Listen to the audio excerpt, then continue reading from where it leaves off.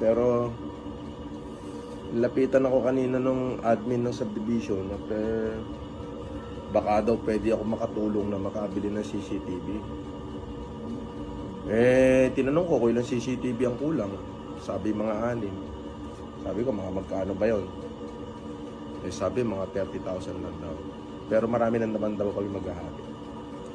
So, ginawa ko na lang, sabi ko, bigyan niyo ako ng kaprasong sulat at hindi niyo na kailangang ikutin yung mga kapitbahay natin para mag-collect. Kundi ako na mismo magbibigay nung pambili ng CCTV, which is 30,000. Kaya naman, ako matamlay kasi bakit 30,000 lang ang hiningi? Kung sinabi niya mga 200,000, di binigyan ko siya.